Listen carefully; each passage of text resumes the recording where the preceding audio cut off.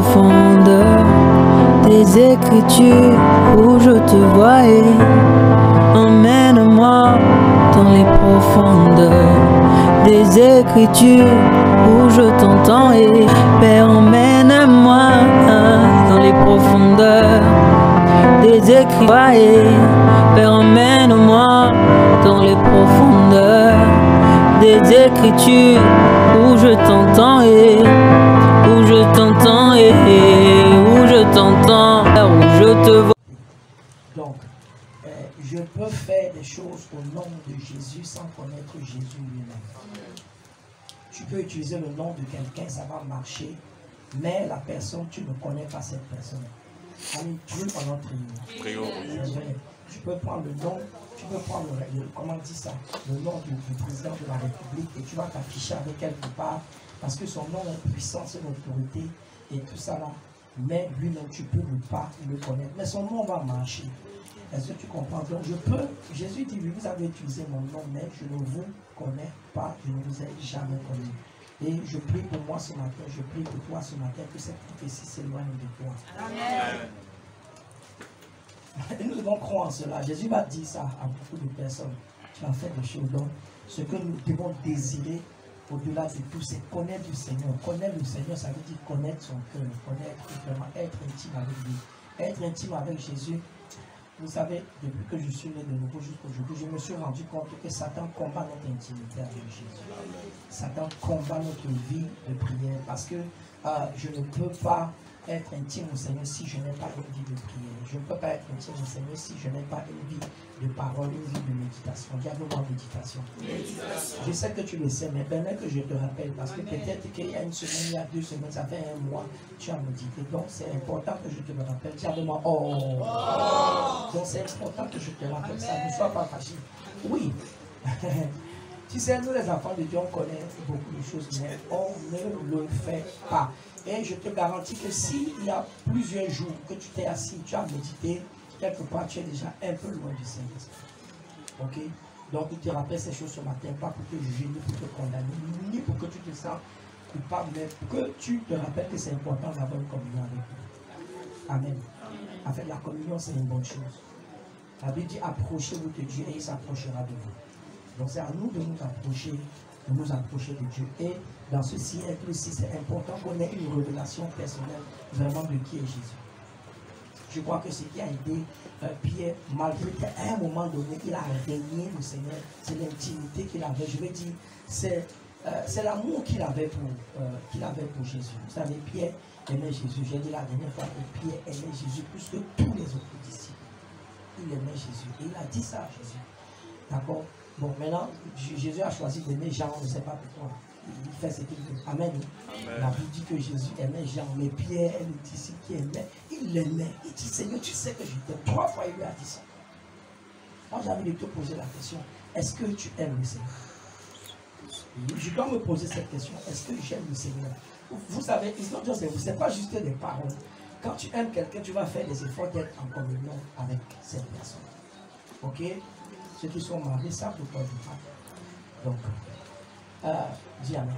Amen. Quand tu aimes une personne, tu vas faire des efforts pour être en communion. Tu vas faire des efforts. Ok? Donc, c'est un combat à un moment donné. Vous savez, nous, des fois, nous ne savons pas que le fait de ne pas aimer le Seigneur, c'est une malédiction. Et je prie que cette malédiction s'éloigne de toi. Amen. 1 Corinthiens chapitre 16, le verset, c'est juste des rappels, et puis on va continuer. Le verset 22. Si quelqu'un n'aime pas le Seigneur, affiche-moi ça, 1 Corinthiens 16, 22. Si quelqu'un n'aime pas le Seigneur, qu'il soit anathème. Ça veut dire qu'il soit 1 Corinthiens 16, 22. 1 Corinthiens 7, écoute-moi, c'est très important. Il dit si quelqu'un n'aime pas le Seigneur, regarde, si quelqu'un n'aime pas le Seigneur, qu'il soit quoi? Maudit. Oui, tu as dit ici, qu'il soit maudit. Et si tu comprends que c'est une malédiction de ne pas aimer le Seigneur, c'est une malédiction juste de désirer ce que le Seigneur veut à donner. Et c'est sûr que dans plusieurs de nos communautés, il y a beaucoup de personnes qui désirent juste ce que le Seigneur a à donner. Peut-être je ne parle pas de toi. Amen. Mais je dis, beaucoup n'aiment pas le. Il dit si quelqu'un, c'est l'apôtre Paul, c'est la Bible, ce n'est pas une parabole. Il y a une malédiction qui pèse Il est possible sur beaucoup de communautés parce que les gens n'aiment pas le Seigneur. Ils viennent à l'église juste pour ce que Dieu a à donner. Donc nous devons aimer le Seigneur. Nous devons aimer le Seigneur. C'est désirer faire sa volonté. Tu ne peux pas dire que tu aimes quelqu'un si tu ne veux pas faire sa volonté. Il dit, si vous m'aimez, faites quoi? Gardez ma parole. Si vous m'aimez, gardez ma parole. L'amour n'est pas qu'un sentiment. Oui, il faut aussi des sentiments, mais l'amour n'est pas qu'un sentiment. L'amour, réellement, c'est quelque chose qui se pratique. Quand un homme décide d'aimer une femme, il la connaît, il connaît ses défauts, il connaît ses qualités, il connaît, voilà, ses faiblesses, il connaît ses forces, mais il décide de l'aimer. Il décide de dire, toi, je t'aime. Point final. Je t'aime. Donc, ce n'est pas juste un sentiment. Ce n'est pas une histoire de... Nous savons que le sentiment, ça manque. Sentiment. Ce que tu sens là, demain, ça va mentir. Donc, si tu l'as vu, et c'est son visage juste qui t'a ébloui, frère, demain, ce qui est en haut et qui monte comme ça, ça va tomber. On dit amen. Donc, si ce n'est pas son cœur qui t'a attiré, you are in trouble. Son cœur, je ne suis pas contre le visage, tu vois. Voilà. Il faut que son cœur t'attire. Il faut que son cœur t'attire. Amen. Est-ce que tu comprends? Oui. Tu sais, Dieu a décidé de nous aimer. Il nous connaît. Il sait qu'on était des pécheurs. Mais il a décidé de nous aimer, non? Même jusqu'à aujourd'hui, il y a des choses pour lesquelles on demande pardon. Mais on fait encore ces choses. Mais donc, Dieu n'est pas dans l'affaire de sentiments. J'essaie de te dire depuis un moment que l'amour, c'est un acte de décision. Nous devons aimer Jésus. Pour que vaille, quel que soit ce qui va se passer, le vent peut se lever, quel que soit. Seigneur, moi je t'aime. Tu sais, il y a des gens qui viennent à l'église parce qu'ils n'ont pas encore trouvé le travail, ils ne sont pas encore mariés. Ils ne sont pas fâchés, dis amen. Amen. Attends qu'ils se marient et qu'ils aient des enfants. Tu vas jauger leur amour. Tu comprends? Tu vas jauger leur amour. L'amour réellement se jauge dans les moments de trouble. Les moments d'épreuve. So, tu ne peux pas dire à quelqu'un réellement, tu ne peux pas dire au Seigneur, le Seigneur dit, tu m'aimes, il dit, attends, je vais envoyer Signazo. Il va envoyer Signazo. Quand Signazo, tu vois, c'est le mot grec pour quoi? Pour épreuve, pour cribler. Pierre, Jésus lui dit, Satan t'a réclamé pour te cribler. Le mot cribler là, c'est le mot grec signazo. Signazo, frère, c'est un genre d'épreuve qui vient pour te tuer. C'est un genre d'épreuve qui vient soit pour te sortir de la présence de Dieu, soit pour t'enraciner davantage. Amen. Et quand Signazo a frappé Pierre, il a dit, le monsieur là, frère, je ne l'ai jamais vu dans ma vie. On dit que mais tu le... Il dit non, 3 fois. Ça s'appelle Signazo. Est-ce que tu comprends? Il dit, je ne l'ai jamais vu. Donc il faut que les épreuves viennent te secouer. Qu'on voit si tu seras encore fidèle à l'église. Fidèle au service. Il faut que les épreuves viennent. Touche le secours. Il faut que ça... Regarde, certains d'entre vous, je sais que vous avez pu traverser certaines épreuves, gloire à Dieu, vous êtes restés dans la foi. Mais il faut que d'autres épreuves viennent encore. Amen. Frère, quand tu parles, il n'y a pas beaucoup d'amen. Alors que j'ai dit ma chose, j'ai avancé. Amen. Écoute-moi, quand tu regardes la vie des disciples autrefois, ils aimaient vraiment le Seigneur. Ils aimaient vraiment le Seigneur. Tu vois, on a vu ça, n'est-ce pas, lors de l'enseignement, les 10 heures d'enseignement. Les gars, s'ils sont restés accrochés à Jésus, malgré les souffrances, malgré des morts atroces, malgré la lapidation, ils ont dit, il n'est pas question que nous l'abandonnons. Il n'est pas question que nous l'abandonnons. Et j'ai peur que dans les jours à venir, tu vois, j'ai peur que dans les jours à venir, tu comprends, certaines personnes risquent d'abandonner la foi à cause des épreuves. Dis avec moi, je n'abandonnerai pas la foi. Maintenant, il y a d'autres personnes, ce n'est pas la foi qui les fait abandonner les épreuves, c'est la richesse. Tu comprends, non? Ce n'est pas les épreuves qui les font abandonner la foi, mais c'est la richesse. C'est-à-dire quand l'argent vient beaucoup, dis avec moi beaucoup. Non, un peu, dis avec moi un peu. Ça vient un peu. Tu comprends, non? Il commence, il oublie qu'aujourd'hui c'est dimanche. Oui, tu sais, fais attention, hein. La richesse a un pouvoir pour nous amener à oublier Dieu. C'est écrit dans ta Bible. C'est pour ça que si nous désirons la richesse, hein, et que nos cœurs ne sont pas enracinés, frère, nous sommes en danger. Oui. Tu sais, regarde, des fois, quand tu as faim, tu te souviens que tu as faim. Mais quand tu es rassasié, tu oublies que tu as eu faim. C'est pour ça qu'il a dit dans Deutéronome, méfie-toi quand tu seras rassasié. Garde-toi de faire quoi? D'oublier l'Éternel, ton Dieu. Garde-toi, j'en ai parlé dans ce livre-là. Garde-toi, garde-toi. Parce que l'oubli est spirituel. L'oubli est spirituel, frère. Garde-toi d'oublier. Et nous devons combattre pour ça. Nous devons lutter pour ça. C'est pour ça, je prie que ton amour pour Jésus augmente. Amen. Merci. Que ton amour pour Jésus augmente. Amen. Que ce soit l'épreuve, que ce soit l'abondance, que ce soit le manque. Et tu sais, en réalité, c'est dans le désert qu'on apprend à adorer Dieu. C'est dans le désert qu'on apprend à faire quoi? À adorer Dieu. Je t'ai déjà dit, je vais répéter ça peut-être pour certains qui n'ont pas entendu. Quand le peuple d'Israël sort de l'Égypte, leur priorité, ce n'est pas la terre promise. Lis ta Bible, tu vas voir. 10 fois il est écrit qu'ils allaient dans le désert. Pour faire quoi? Pour adorer Dieu. Lui, second, parle de servir, mais d'autres traditions parlent d'adorer.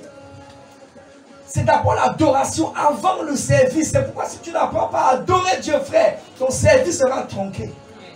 Adorer Dieu, ça veut dire l'adoration, c'est ta vie. L'adoration, c'est...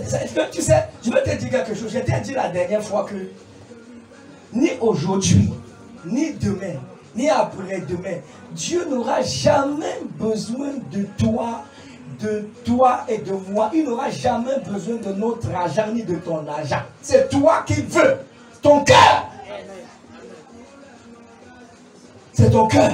Est-ce que tu comprends ce que j'essaie de dire? C'est pourquoi quand les gars-là sortaient de l'Égypte, ils devaient passer par le désert. Ils devaient être humiliés. Il fallait que leur cœur soit circoncis. Il n'était pas question d'entrer dans la terre promise, là où coule le lait et le miel. Parce que s'ils étaient entrés là-bas comme ça, ils devaient adorer ces choses-là. Ils devaient adorer le lait et le miel. Et c'est normal, les gars, si on souffert trop longtemps, tu sais, quelqu'un qui a souffert, qui n'a jamais vu 50 000 pieds, frère, le jour où tu... Frère, tu vas le tuer. Amène-toi l'autre jour. Les gars sont vécus, ils ont eu faim, dis-moi faim. Ils ont eu soif, dis-moi soif. Ah mais oui. Et tu veux les faire entrer où? Jésus dit, regarde, la preuve, quand ils étaient dans le désert, la meilleure chose qu'ils avaient fait, c'est ça qu'ils ont fait. Ils ont adoré un vaudois, c'est ça qui était dans leur cœur. Et c'est ça que Dieu voulait enlever. Et c'est ça que Dieu a enlevé dans ton cœur et dans mon cœur. C'est ça qu'il veut enlever dans ton cœur et dans mon cœur, le veau d'or. Le veau d'or.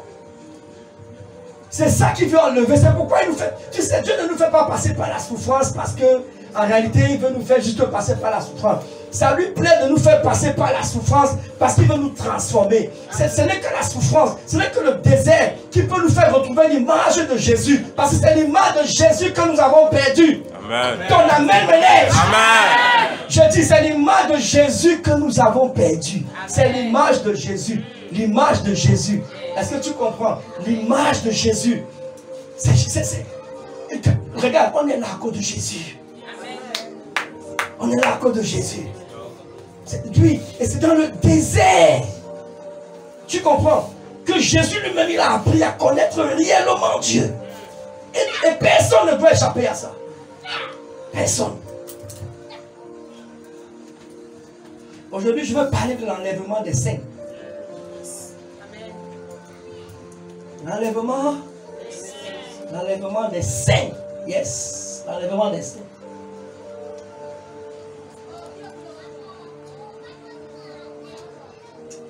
Je vais finir dans 1 heure exactement. La déquête soit morte. Viens-moi avec la grâce de Dieu. Avec la grâce. Yes. Prie pour moi que je finis dans 1 heure.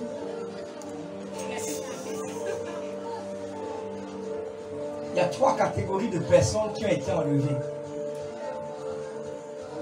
Donc, je ne vais pas entrer dans les détails parce que si tu veux en savoir un peu plus, j'en ai parlé dans le livre. Certains ont lu, d'autres n'ont pas lu. à la dernière heure. Mais c'est un peu le volonté de Dieu. Donc nous sommes dans un temps où, bien aimés, nous devons nous préparer à l'enlèvement. Encore et encore. Oui. Je sais que je n'ai aucun problème, aucun souci, aucun doute. Dieu va te bénir. Il va t'élever. Tu vas te marier, tu auras des enfants. Et toutes ces choses. Mais cela ne t'exempte pas de te préparer à l'enlèvement. Amen.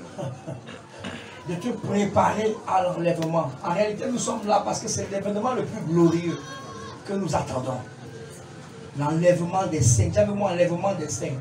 Il y a trois personnes, types de personnes qui ont été enlevées.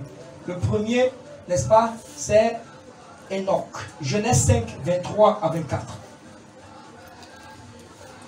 Genèse 5, 23 à 24. Je vais lire, on ne va pas toujours faire les commentaires, ok?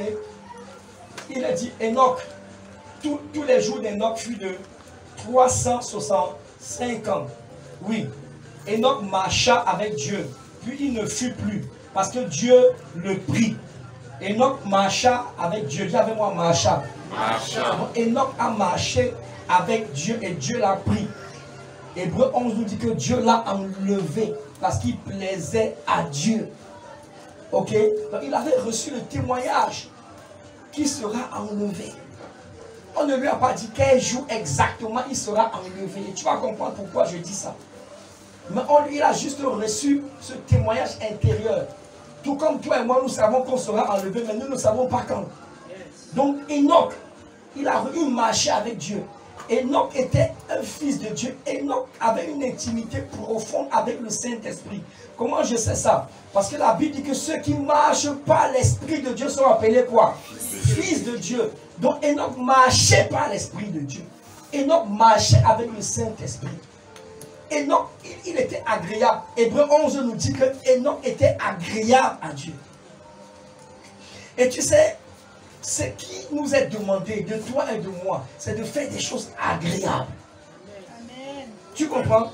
Dans un premier temps, quand nous naissons de nouveau, quand tu nais de nouveau, tu fais des choses qui sont bien, des choses bonnes. Mais à un moment donné, il faut quitter cette étape. La Bible dit, offrez vos corps comme un sacrifice vivant. Ce qui est quoi? Ce qui est un culte raisonnable. Oui, il dit ne vous conformez pas au siècle présent. Et quoi encore? Soyez transformés par le renouvellement de l'intelligence. Ce qui est... afin que vous sachiez discerner quelle est la volonté de Dieu. Oui. Ce qui est bon, agréable et parfait. Merci. Tu comprends? Donc il a commencé par ce qui est bon. Quand tu es né de nouveau, tu pries 30 minutes. Mais 50 ans après ton anniversaire, tu pries encore 30 minutes. C'est un problème. Dis à quelqu'un, c'est un problème. C'est un problème. Oui, tu vois, c'est plus qu'un problème, ça devient même vraiment... Oui, tu vois, il dit une maladie. Il faut forteresse. Tu comprends, non? Il faut upgrader ta vie de prière. Amen. Tu as compris upgrader là? Amen. Voilà. S'il te plaît, il faut passer à un autre niveau. Amen. Tu sais, certaines personnes disent que si tu pries 3 heures, si tu pries 4 heures, tu as la même chose que celui qui prie 30 minutes. Frère, il ne faut jamais... Oublie ça. Oublie ça. Tu comprends, ta vie de prière doit être intense. Et je prophétise que dans le mois dans lequel nous sommes là, que ta vie de prière soit beaucoup plus intense qu'au début de l'année. Que ta vie de prière soit intense. N'écoute pas ceux qui disent que c'est les paresseux qui prient. Amen. Au contraire, écoute-moi, ceux qui ne prient pas, c'est les paresseux. Parce que la prière, c'est un vrai travail. Un vrai travail. Et il est impossible, quand tu marches avec le Saint-Esprit, il va te dire de travailler. Tu comprends ça? Donc tu entends ces pensées, c'est des pensées qui viennent de l'enfer, qui viennent du diable, des pensées qui viennent du développement personnel. Il faut aller te chercher. Arrête de prier. Arrêtez de prier. Et tu sais ce qui se passe, c'est quoi? C'est que souvent des pensées comme ça, des paroles comme ça te sont injectées sans le savoir, ça entre dans ton esprit. Ça entre dans ton cœur.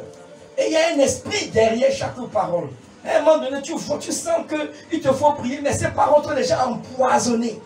Et tu te dis, Charlie, il faut que tu ailles faire autre chose. Je prie que ce mois-ci, que ta vie de prière augmente. Amen. Que le Saint-Esprit change ta vie de prière. Amen. Au nom de Jésus. Amen. Et donc, Enoch marchait avec Dieu. Ça veut dire qu'Enoch avait une vie de prière. Tu ne peux pas marcher avec Dieu si tu n'as pas une vie de prière. Tu ne peux pas marcher avec Dieu si tu n'as pas une vie d'adoration. Une vie personnelle d'adoration. C'est pourquoi je dis souvent aux chantres que si vous n'adorez pas Dieu en privé, devant les gens, ce sera une fausse adoration. Hey, dis Amen, même si tu es fâché. Amen. Je dis, si vous n'adorez pas Dieu en privé, même devant le peuple, votre adoration sera tronquée. Est-ce que tu comprends? Si regarde, si en tant qu'enseignant, moi seul, je ne prends pas l'habitude de faire les séminaires, moi seul, regarde, devant le peuple, mon séminaire sera tronqué. Est-ce que tu comprends? Donc je dois prendre le temps de faire des conférences moi seul, des séminaires moi seul, des enseignements moi seul, avec le Saint-Esprit et par la grâce de Dieu depuis 10-15 ans. C'est ce qui m'accorde la grâce de faire. Amen. Donc il faut avoir cette vie intime, cette vie privée. Le vrai ministère est privé d'abord. Amen. J'ai dit le vrai ministère quoi? Il est privé d'abord. Jean-Baptiste, avant d'être exposé au monde, il était caché quelque part dans le désert. Un désert qu'on appelait le désert de Qumran. Ce n'est peut-être pas écrit dans 8 secondes, mais c'est là-bas qu'il était caché, avant d'être exposé au monde. C'est pourquoi il est dit, il y eut un homme venu de Dieu, envoyé par Dieu. Il était où avant d'être envoyé? Dans le sein de Dieu, dans la présence de Dieu. Et c'est là-bas réellement qu'il a entendu Dieu. Et Dieu lui a dit, le message que je te donne de prêcher là, c'est la repentance. Il n'est jamais passé à côté de ça. Enoch marchait avec Dieu. Enoch c'était un grand prophète. Enoch a écrit, tu sais ça non? Oui, il a écrit un très grand livre. Même si c'est parmi les apocryphes. Mais beaucoup savent que ce livre-là est réel aujourd'hui. C'est un grand prophète Enoch. Il a eu des révélations extraordinaires de son temps. Il a eu la révélation de l'enlèvement de son temps. Il a eu la révélation de la grande tribulation. Il a eu la révélation du millénium. Quand tu lis son livre là, tu vas comprendre tout ce que je suis en train de te dire. Il a eu la révélation de grandes choses. Ce que j'essaie de te dire, c'est que notre intimité nous donne des révélations profondes. C'est pour ça qu'il dit que la pensée secrète de l'Éternel est pour ceux qui le cherchent. Quand tu cherches, Dieu va te donner des pensées. Des pensées qu'aucun prophète Joël ne pourra te donner. Yes. Des pensées qui viennent de Dieu. Et tu vois, donc c'était dit, Enoch aimait Dieu. Et nous sommes dans un temps où Dieu va relâcher encore l'esprit d'Enoch. Amen. Des gens qui aiment Dieu. Des gens qui font les choses qui sont agréables, pas parfaites. Des gens qui font un effort de craindre Dieu. Des gens qui respirent la crainte de Dieu. La Bible dit de la part de Jésus, Ésaïe 11:3, il respirait la crainte de Dieu. Il faisait quoi? Il respirait la crainte de Dieu. Jésus respirait la crainte. Ça veut dire qu'il dormait dans la crainte, il se réveillait dans la crainte, il marchait dans la crainte. Il a dit que tout ce qu'il faisait, c'était la crainte. Quand tu crains Dieu, tu ne peux pas t'engager dans un grand projet sans consulter Dieu. Amen. Tu ne peux pas investir ton argent quelque part sans consulter Dieu. Tu ne peux pas décider de te lever et voyager simplement sans consulter Dieu. Quand tu crains Dieu, tu es mort à toi-même. J'ai parlé de la mort, ça fait mal à quelqu'un. J'ai dit, quand tu crains Dieu, tu es mort à toi. C'est Jésus, c'est Christ qui vit en toi.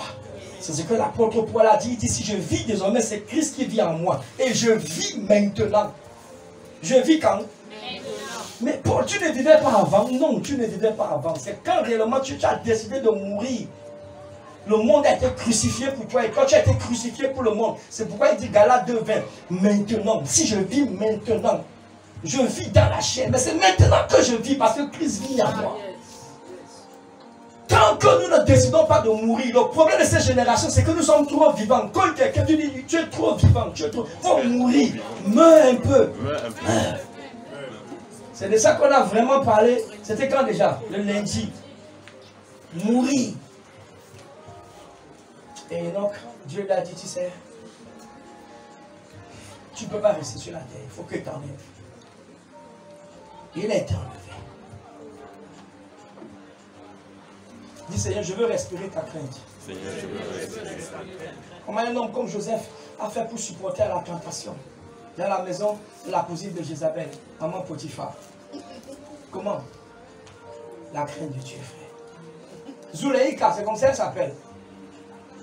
C'est son nom, c'est réellement son nom. Zuleika, la femme de Potiphar. Fais des recherches, tu vas trouver. Donc cette femme-là, elle a tenté M. Joseph. Comment il a fait? Dans une maison comme ça, devant une belle dame, habillée un genre, devant était devant, derrière était derrière. Moi, je te pose la question. Comment dans cette génération-là, tu vas faire pour supporter? Comment tu vas faire pour échapper? I mean, we need the fear of God, you know. On a besoin de cette crainte devant nos yeux. C'est ce que Moïse dit, Exode 20, 20. L'Éternel est venu afin que vous ayez sa crainte devant les yeux. Affiche-moi ça. Exode 20, 20. Afin que vous ayez sa crainte devant les yeux. Afin de ne pas pécher. Est-ce que tu comprends? L'Éternel est venu afin que vous ayez sa crainte devant les yeux. Il est important que dans cette génération, que nous ayons la crainte de Dieu. Regarde, Moïse dit au peuple, ne vous effrayez pas, car c'est pour vous mettre à l'épreuve que Dieu est venu. Et c'est pour que vous ayez sa crainte devant les yeux, afin que vous ne péchez point. Dis avec moi, avoir sa crainte devant les yeux. Avoir sa crainte devant les yeux. Afin de ne pas pécher. Afin de ne pas pécher. Tu vas avoir la crainte de Dieu devant nos yeux. Qui que tu sois, le péché va venir, la tentation va venir, mais la crainte de Dieu va faire en sorte que tu ne vas pas tomber et que je ne vais pas tomber. Et ça, c'est important dans ce temps-ci. Élie, 2 Rois 2, verset 11 à 12. Élie est la deuxième personne qui a été enlevée. 2 Rois 2, verset 12. Élie également fut enlevé. Ok? Élisée regardait et criait, mon père, char d'Israël et sa cavalerie. Et il ne le dit plus, saisissant alors ses vêtements, il les déchira en deux morceaux. Oui. 13. Et il releva le manteau qu'Élie avait laissé tomber, puis se retourna et s'arrêta au bord du Jourdain. Regarde, remonte un peu au verset 11. Comme il continuait à marcher en parlant, voici un char de feu. Et des chars de feu, un char de feu. Un char de feu. C'est important, je vais attirer dans l'attention là-dessus. Voici un char de feu. Et des chevaux de feu les séparèrent l'un de l'autre. Et Élie monta au ciel dans un tourbillon. Dis avec moi tourbillon. Dans d'autres traductions, ils ont parlé de nuée. Et toi et moi, on va voir tout à l'heure que quand Jésus était enlevé, on a parlé de nuée. Et nous allons encore voir un peu plus tard que quand nous, les saints, nous serons enlevés, on parle aussi de nuée. Ici, on parle de tourbillon. C'est dans la même nuée que Enoch a été enlevé. Ici, on dit qu'un char de feu et des chevaux de feu. Actuellement, ce n'est pas écrit, mais je pense que c'est une catégorie d'anges qui est venue. Est-ce que tu comprends? Et qui a enlevé Élie. Et c'est sur ces anges-là, la Bible dit dans Matthieu chapitre 24, que quand la trompette va sonner, il y aura des anges qui vont venir un peu de partout. Ils viendront dans quoi? Dans des chevaux de feu. Regarde, un char, ils viendront dans un char de feu. Dis-moi char de feu. Char de feu. Waouh, quel mystère, frère. Et Élie part. Élie est parti. Il n'est pas passé par la mort. C'est extraordinaire. Il y a une troisième catégorie de personnes qui a été enlevée. C'est qui? C'est Jésus. Acte 1, verset 9 à 11. Acte 1, 9 à 11. Jésus aussi a été enlevé. Quand Jésus est mort, il est ressuscité. Il a été enlevé. Oui. Nous lisons le verset 9. Acte 1, c'est ça, non? Oui. Après avoir dit cela, il fut élevé. On parle, il s'est mis pour Jésus. Il fut élevé pendant qu'il le regardait. Ici, là, on parle des disciples. Ok? Pendant qu'il le regardait, une nuée le déroba. Une quoi? Une nuée le déroba. Une nuée a dérobé Jésus. Tu vois? Il y a un feu qui est venu avec des chevaux de feu. Et puis ils ont enlevé Jésus. Oui. 10. Et comme ils avaient les regards fixés vers le ciel, pendant qu'ils s'en allaient, voici 2 hommes vêtus de blanc leur apparurent. Oui. Et il dit, homme galiléen, pourquoi vous arrêtez-vous à regarder au ciel? Ce Jésus qui a été enlevé, dis avec moi enlevé, qui a été enlevé au ciel du milieu de vous, reviendra de la même manière que vous l'avez vu allant au ciel. Donc Jésus va revenir, Jésus a été enlevé et il reviendra pour nous enlever également. Écoute-moi, le chrétien n'attend pas la mort. Amen. Regarde, dis à quelqu'un, regarde ton amène, comment ton amène est. J'ai dit, le chrétien n'attend pas la mort. Il y en a et ça t'est badant. Tu n'es pas excité par rapport à ça, frère. Je n'attends pas la mort. Tu comprends? Je n'attends pas la mort. J'attends l'enlèvement, Zoé. J'attends l'enlèvement. Yes. Et rien ne doit t'empêcher d'être enlevé. Rien. Nous attendons l'enlèvement. C'est l'événement le plus glorieux qu'un enfant de Dieu attend. Le plus, oui. Oui. Gloire à Dieu pour ceux qui sont mariés. Gloire à Dieu pour ceux qui vont se marier. Mais ça, c'est un événement minime. Dis-moi quel est l'événement, mon ami, le plus grand événement. Écoute-moi. Une fois, un frère a dit, un frère était sur le point de se marier. Et il écoutait l'enseignement, il lui dit, est-ce que tu sais que le jour de ton mariage, là, même avant que tu ailles à l'église comme ça, l'enlèvement va se produire, dit jamais, je dois me marier d'abord.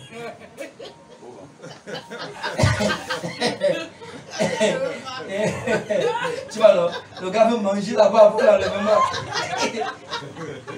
Tu ne comprends pas le manger que je dis, tu fais ça là. Il n'y a que les anges ici. Le gars peut manger. Vous ne comprenez pas le manger. Frère, écoute-moi. Le jour de l'enlèvement, il y a des gens qui seront en train de se marier. C'est écrit dans ta Bible. Le jour de l'enlèvement. Tu comprends? Les gens seront en train de... S'il te plaît. Donc pendant que tu pries pour le mariage, pendant que tu te prépares, prépare-toi à l'enlèvement. Amen. Parce que tu ne sais pas quand ça va arriver. Ah ben oui. Pendant que même quand tu es en train d'aller comme ça à la chambre nuptiale, frère, avant de manger, ça peut se produire.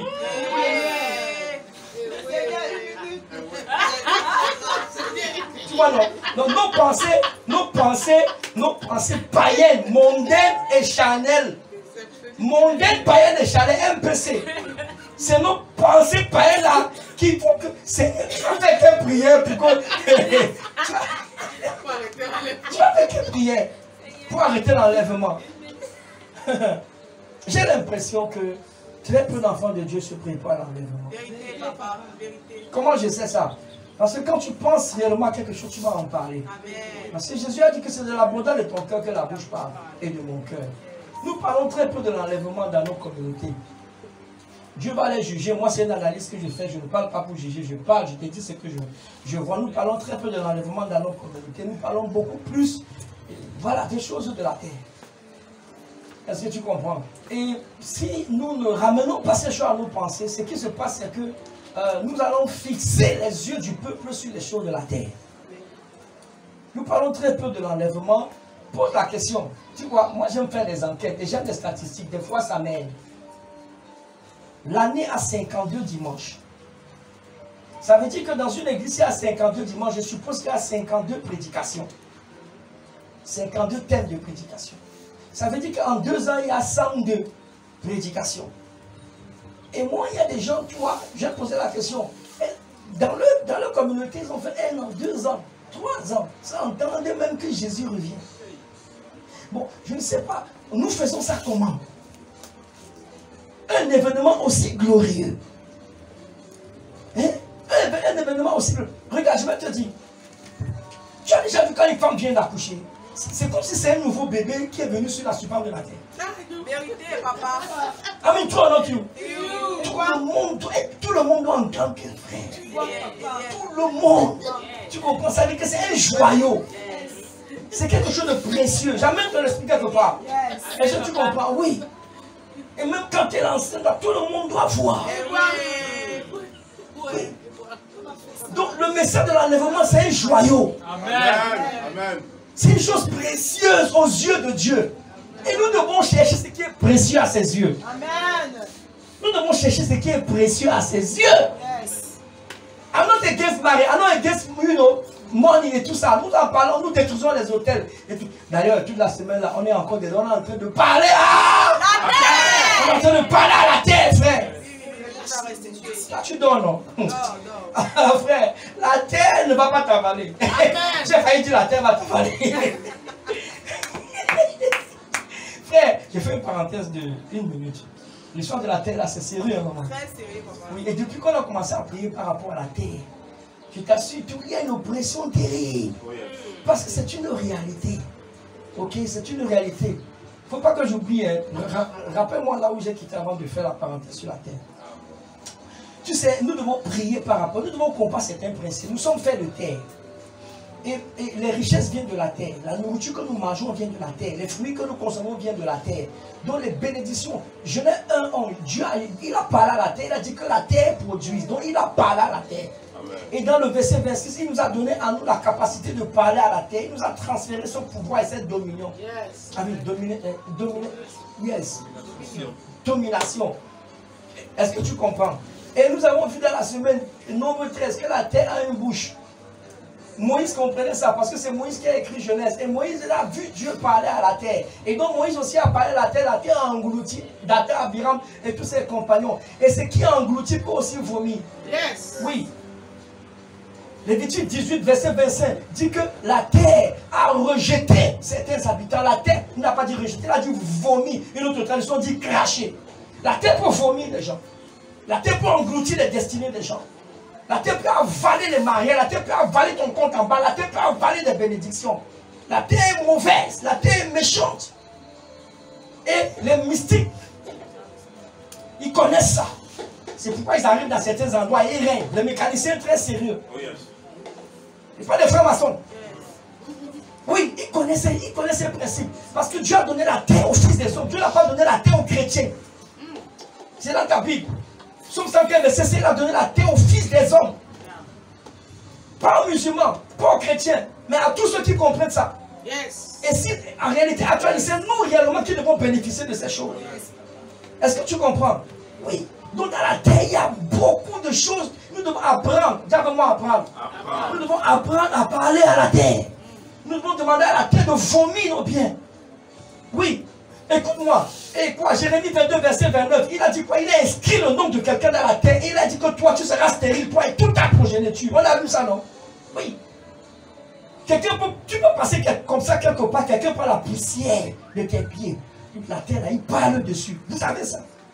Les gars là font ça. Pourquoi tu penses que dans nos villages, les pères là, ils partent tout le temps, ils prennent le vin, ils versent. Pourquoi tu penses? Ils connaissent ces choses. Pourquoi tu penses que le patron de nos amis là, quand il arrive dans une terre comme ça, il arrive, il descend, et puis il parle à la terre. Pourquoi tu penses qu'il fait ça? Tu vois de qui il parle? Pourquoi tu penses qu'il fait ça? C'est une réalité. Et le Seigneur nous a instruit il y a quelques jours. Tu vois, on n'a jamais fait ça, les choses qu'on est en train de faire là. On n'a jamais fait ça. Et il nous a instruit. Il dit, écoute, j'ai dit, ta vie va passer à une dimension. Amen. C'est ce qui est vrai. C'est pour ça que tu peux voir certaines personnes, des fois, ils ne font pas trop de fois, ils appliquent juste les principes et les clés. Ils ajustent, tu sais, Mark Murdoch, si quelqu'un le connaît ici, il a dit que nous, les enfants de Dieu, nous avons embrassé Jésus et nous avons laissé les clés de Jésus. Les païens n'aiment pas Jésus, mais ils utilisent ces clés. Est-ce que tu comprends? Oui. Quelqu'un comprend ce que j'ai dit? Oui. Les païens, je vais te dire, les juifs, hein, les juifs sont chrétiens. Ils prospèrent. Ils payent la dîme. Les juifs sont les plus grands dîmeurs du monde. Tu comprends? C'est la loi.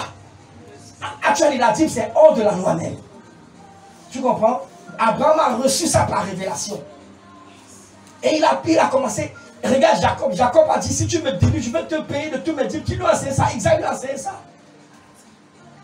C'est parce que le cœur des hommes a commencé à devenir un jas. C'est pourquoi au temps de Moïse ça a été légiféré. Sinon, en réalité, il y a des choses que Dieu n'a pas besoin d'en faire comme une loi. C'est dans nos cœurs. C'est dans nos cœurs. Et je te dis, si tu ne payes pas la dîme, en réalité, la dîme, c'est pour toi. C'est pour toi, c'est pour ton bien. Ah, peut-être je parle à quelqu'un. Et si la personne a mal dit, Amen. Amen. Oh yes. Amen. Écoute-moi, les Juifs sont les plus riches du monde. Même quand tu vois le truc que Forbes écrit là, où on parle des plus, ils vont parler de Jeff Bezos, ils vont parler de quoi, ils ne n'ont pas les, mais les Juifs sont les plus riches de la terre. Ils appliquent des principes extraordinaires. Tu comprends? Donc s'il te plaît, nous, il faut qu'on applique les principes.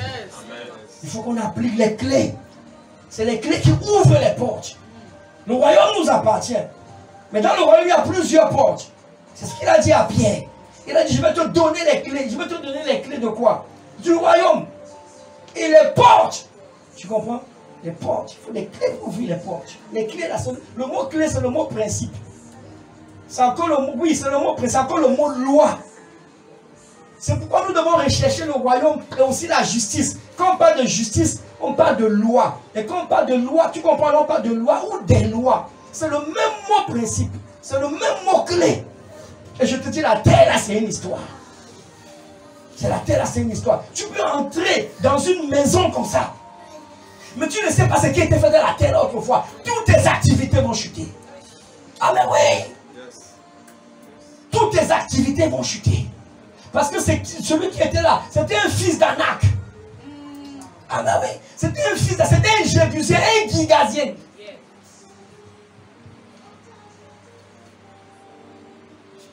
Et donc on a commencé à parler à la terre. Frère, il y a des choses qui sont en train de se passer. Des choses. On va reprendre ça. Le Seigneur nous a demandé de reprendre, mais il ne nous a pas encore donné le temps. Mais on va reprendre. Ce qu'on a commencé, là, on va finir mardi. Et actuellement, c'est une seule heure. Dieu veut te... tu dors. Une. Dis à quelqu'un, ouais. Dieu est bon parce que c'est un Dieu qui rachète. Mais nous devons actuellement faire des efforts. C'est ce que je crois. Nous devons faire des efforts. Si Dieu instruit quelque chose, c'est parce qu'il y a des choses qu'il veut nous accorder. Il y a des gens qui vont entrer dans une... Regarde nos amis qui viennent d'ailleurs. Les Asiatiques là. Les gars là connaissent des principes terribles. Ils ne sont pas chrétiens. Et tu les vois en ville, c'est eux qui règnent. Tu vois de quoi je parle? C'est eux qui règnent. Libanais, la même chose. Ils font la loi. Pourquoi? Ils ont appliqué ces choses. Ils ont parlé à la terre, ils ont demandé à la terre de les recevoir, de les accepter. Ah mais oui. Ces choses sont tellement vraies. Tellement vraies. Deutéronome 32 dit, il dit, parle à la terre. Quand tu parles à la terre, tes instructions vont se répondre. J'étais où?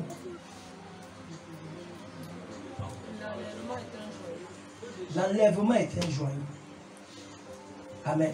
C'est un message précieux au cœur de Dieu. Donc, tout ce que nous faisons là, nous devons être focalisés sur l'enlèvement.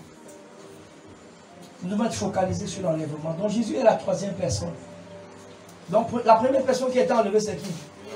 Deuxième. Troisième. Voilà. Excusez-moi, vraiment, je ne dis pas ça pour me moquer de quelqu'un. Il n'y a pas une femme qui a été enlevée après ça. Non, il n'y a pas une femme. Il n'y a pas une Sainte Marguerite, une Sainte Justine. Sainte quelque chose. Donc cette fête-là où on fait qu'on dit que Sainte Marie, je t'assure, ce n'est pas dans la Bible. Amen. Si tu es ici là et que tu es de ce bon, vraiment excuse-moi, mais ce n'est pas dans la Bible. Est-ce qu'on se comprend? Yes. Je me souviens une fois, j'ai enseigné ça ici, il y a une soeur qui venait, à l'époque on était encore dans le salon là. Elle s'est fâchée. Elle s'est fâchée. Elle a cassé fâchée avec la Bible. Ce n'est pas la Bible. Ce n'est pas dans la Bible. 1 Corinthiens 15. 1 Corinthiens 15. Écoute ce qu'il dit. Waouh. L'enlèvement, un mystère. Un mystère. 51. Verset 51. Un grand mystère. Écoute ce qu'il dit. Voici, je vous dis un mystère. Nous ne mourrons pas tous. Tu comprends? Nous ne mourrons pas tous. Pourquoi on ne meurt pas tous? Parce qu'on attend l'enlèvement. Mais tous, nous serons jugés. Nous serons, reviens. Nous serons changés. Vas-y. En un instant, dis avec moi en un instant. En un clin d'œil, dis en un clin d'œil. À la dernière trompette, yes. La trompette sonnera et les morts ressusciteront incorruptibles. Et nous serons changés. En un instant, en un clin d'œil. Ce sera rapide, frère. Est-ce que tu comprends? En un instant, en un clin d'œil, à la dernière trompette. Mon ami, ce matin-là, je suis en train de sonner la trompette. Amen. Quand tu prêches l'évangile à ton voisin, tu es en train de sonner la trompette. Amen. Quand tu parles à ton collègue au travail, tu es en train de sonner la trompette. Ceux qui sont là à l'évangélisation et qui y vont tous les samedis, c'est une façon de sonner la trompette. Mais mon ami, il y a une dernière trompette qui va sonner. Bientôt. En un instant, en un clin d'œil. Regarde, Jean-Baptiste, fais-moi un clin d'œil. Dieu, fais-moi un clin d'œil. Fais-moi un clin d'œil. Mais tu n'as pas remarqué que quand il te demande de me faire un clin d'œil, tu réfléchis d'abord. Il n'y aura pas un temps pour réfléchir. Ce sera rapide. ce sera tellement... Il n'y a pas un temps pour réfléchir. En un clin d'œil. Il n'y a pas de temps pour se repentir. C'est pourquoi il faut être prêt à tout moment. C'est pourquoi, si ta conscience te reproche un péché quelconque, réponds-toi en même temps. Ne dis pas que tu vas... Tu sais, il y a une soeur qui est en France qui a dormi et elle a fait un rêve. Et dans ce rêve-là, elle s'est rendue compte que d'abord elle a quitté l'église. En quittant l'église, elle était très fâchée. Fâchée avec le pasteur, fâchée avec les frères, les soeurs. Une histoire vraie. Arrivée à la maison, son temps de prière c'est 22 heures. Elle a refusé de prier parce que elle savait que quand elle va aller prier, le Saint-Esprit va lui demander de pardonner au frère qui vient de l'offenser et tout ça. Donc elle a dit qu'elle ne va pas prier. Elle a dormi autour de 4h35 heures. Elle a fait un rêve et l'enlèvement s'est produit. Elle est restée. Elle est restée, elle a vu beaucoup d'autres personnes dans l'église. Le pasteur est resté, en tout cas, ce n'est pas moi. Amen. Amen. Mon ami, frère, je serai le premier à partir dans l'église. Ma femme va me suivre, les enfants vont venir après. Et le Saint-Esprit lui dit, regarde ton cœur. Tu n'es pas parti parce que tu as refusé de le pardonner. Si quelqu'un t'a fait mal, il faut relâcher. C'est ton frère, relâche.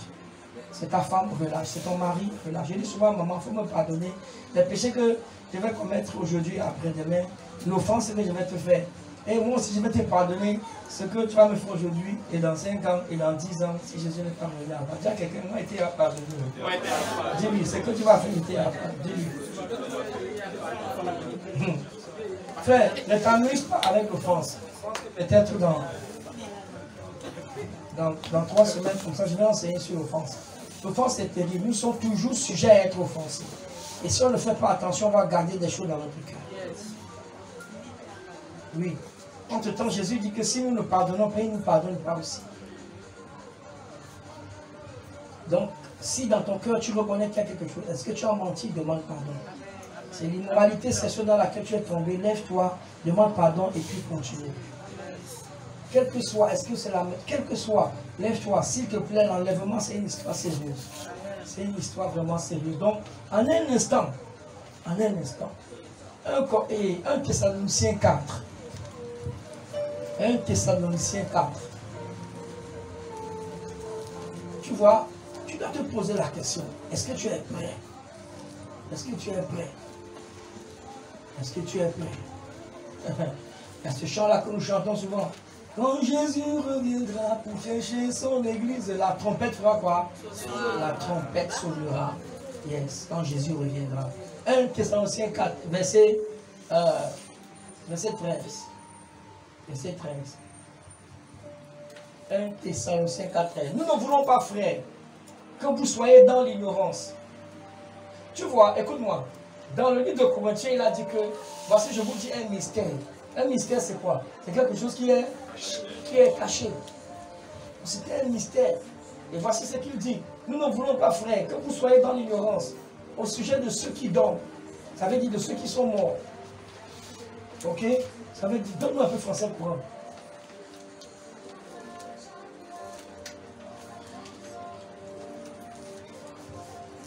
Oui. Regarde français courant. Frère, enlève-lui ce gant. Frère, nous désirons que vous connaissiez la vérité au sujet de ceux qui sont morts. Est-ce qu'on est ensemble? Que vous connaissiez la vérité au sujet de ceux qui sont morts.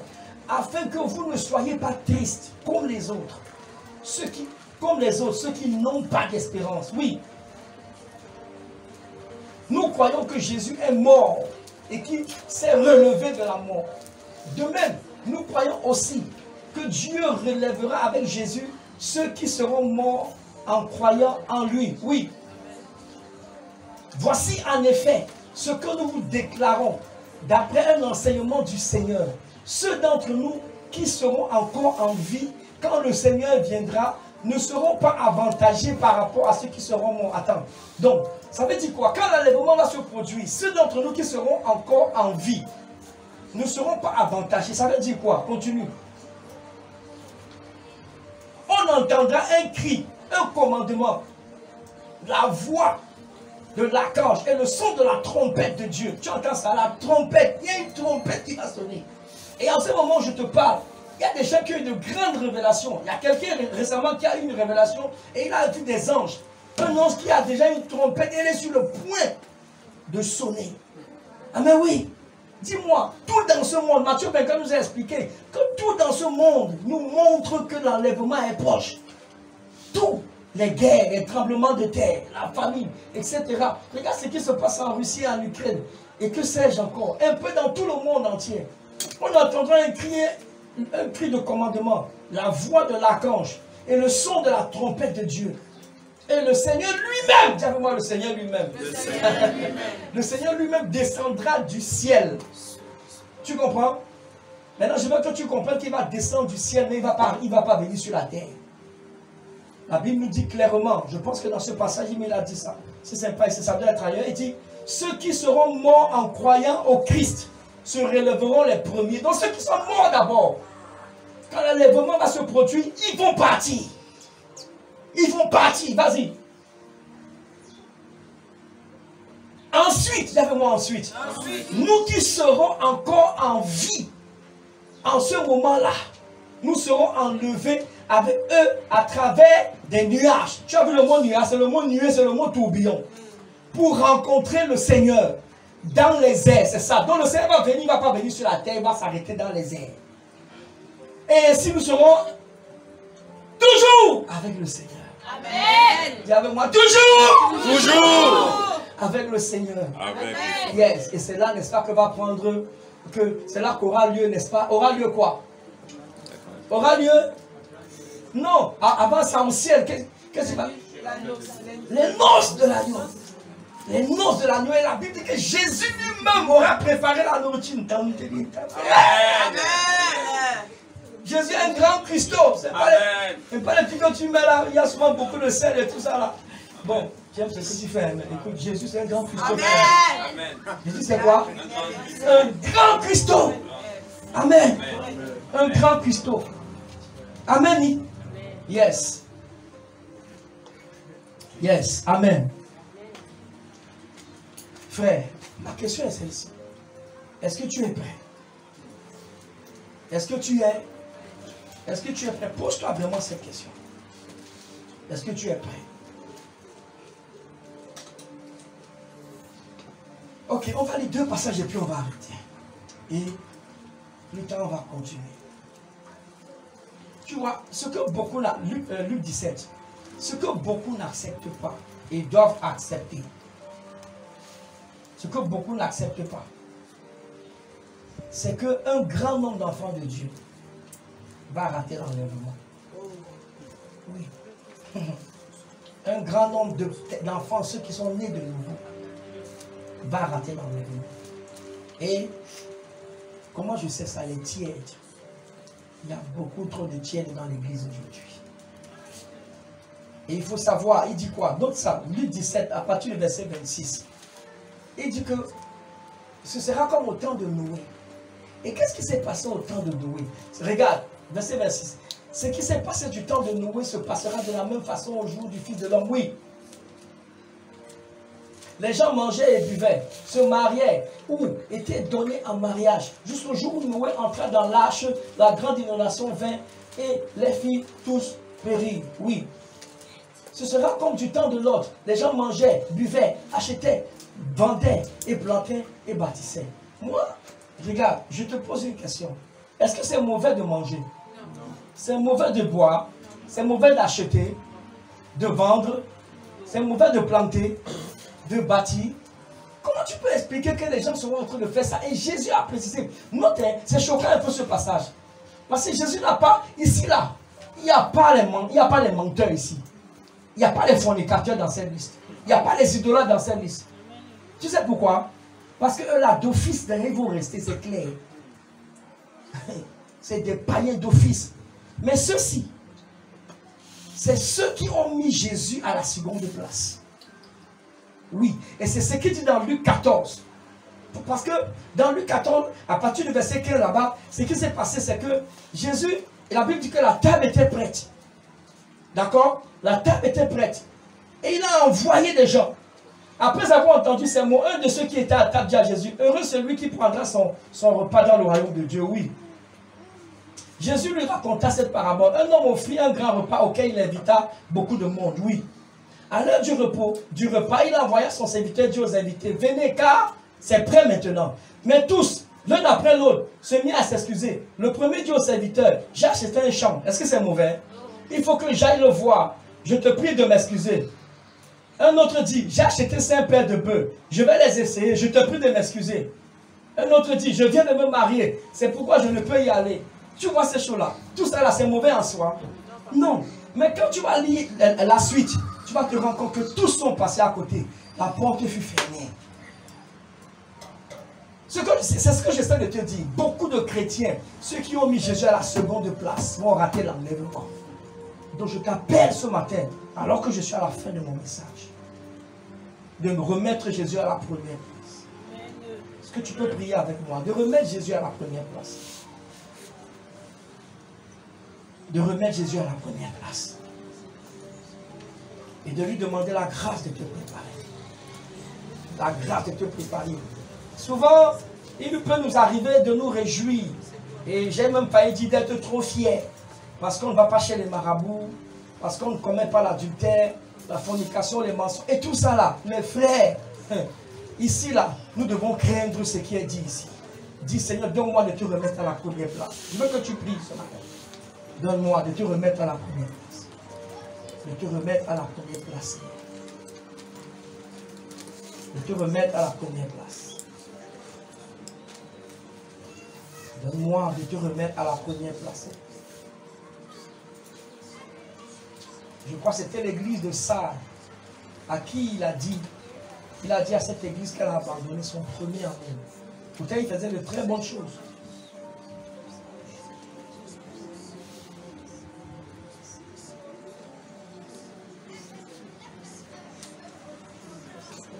Donne-moi de me préparer. Ce matin, si tu veux te repentir, vraiment, repens-toi. Repens-toi. Si tu veux renouveler ton alliance avec Jésus, fais-le ce matin. Seigneur, je veux renouveler mon alliance. Et sache que la grâce est disponible. La grâce est disponible. La grâce est disponible. Donne-moi de te considérer plus que toute autre chose, Seigneur, je t'en supplie.